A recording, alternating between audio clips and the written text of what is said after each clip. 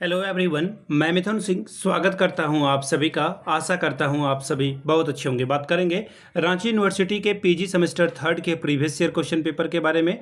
Paper था आपका history का पेपर नंबर 302 2024-26 सेशन का ये क्वेश्चन पेपर है। आगे बढ़े उससे पहले मैं आपको बता दूं, पिछले 5 साल के जितने भी प्रीवियस ईयर क्वेश्चन पेपर हैं, सारे क्वेश्चन पेपर की पीडीएफ आपको 69 में और सजेशन आपको 199 रुपये में प्रोवाइड कर दिया जाएगा। अब ये सजेशन क्या होता है? सजेशन यानी कि वेरी वेरी इंपॉर्टेंट क्वेश्चन, ऐसे सवाल जो एग्जाम में बार बार पूछे जाते हैं, आंसर के साथ आपको प्रोवाइड कर दिया जाता है। यहाँ से मेरी ईमेल आईडी आप देख लें, yourmithunsingh@gmail.com पे आप मुझे मेल कर सकते हैं। इंस्टा पे अगर आप हो डू फॉलो मी @imithunsingh। बाकी आप मुझे व्हाट्सअप कर सकते हैं 7979054474 पे। तो चलिए हिस्ट्री वाले क्वेश्चन पेपर को हम लोग देखेंगे। 302 वाला क्वेश्चन कैसा था यहाँ पर ये देख लीजिए। 301 जिसका वीडियो मैंने पहले ही अपलोड कर रखा है। ये रहा पेपर नंबर आपका 302, यानी कि ये दूसरा पेपर है सेमेस्टर थर्ड का। 2026 में आपकी परीक्षा हुई थी। सेशन था 24-26 का। 3 घंटे का वक्त, 70 में से अगर आप 28 लाते हो तो आपका काम बन जाएगा। ग्रुप ए की बात करेंगे, वेरी शॉर्ट टाइप के सवाल है, कंपलसरी सवाल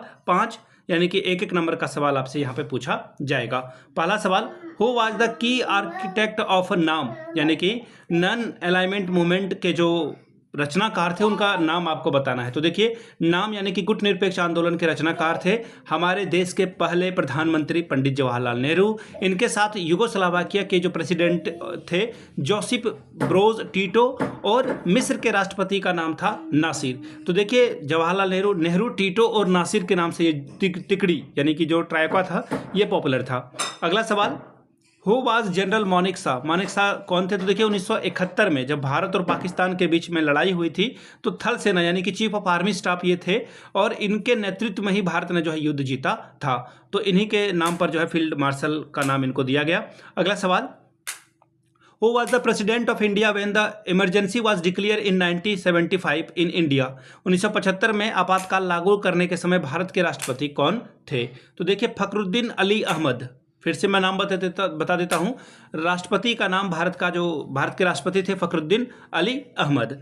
अगला सवाल है, the policy of D licensing was initiated by which prime minister in India?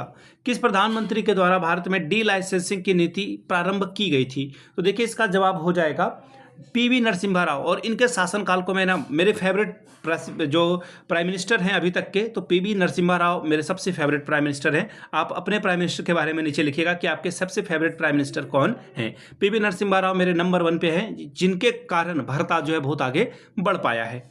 अगला सवाल, the nationalisation of banks was introduced by which prime minister of India and when? बैंकों का राष्ट्रीयकरण कब और किस प्रधानमंत्री के द्वारा सर्वप्रथम लागू किया गया था? तो देखिए, ये 1969 में 19 जुलाई, मैं आपको अगर डेट भी बता दूं तो 19 जुलाई 1969 को 1969 को तत्कालिक प्रधानमंत्री यानी कि करेंट प्राइम मिनिस्टर उस टाइम की इंदिरा गांधी के द्वारा जो है इसको इंट्रोड्यूस किया गया था। Indira Gandhi is the right answer.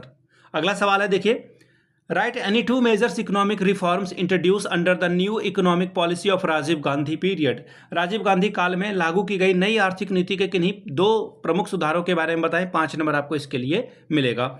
अब बात करेंगे ग्रुप बी की। 4 प्रश्नों के उत्तर दे, 15 चौके 60 नंबर आपको मिलेगा। सवाल number 3, discuss the major objective of Nehru's foreign policy. Nehru की विदेश नीति के मुख्य उद्देश्यों की विवेचना करें। सवाल number 4, what were the main challenges before India immediately after independence? Discuss. स्वतंत्रता के शीघ्र बाद भारत के सामने मुख्य चुनौतियां क्या थी? विवेचना करें। सवाल number 5, make an assessment of achievement of L B. Shastri as a prime minister. एक प्रधानमंत्री के रूप में लाल बहादुर शास्त्री की उपलब्धियों का मूल्यांकन करें। 6वां सवाल, examine the foreign policy of Atal Bihari Vajpayee. Atal Bihari Vajpayee की विदेश नीतियों का परीक्षण करें। 7वां सवाल, what are the main challenges of urbanisation in modern India? Describe. अब बढ़ेंगे पेज नंबर 4 की ओर।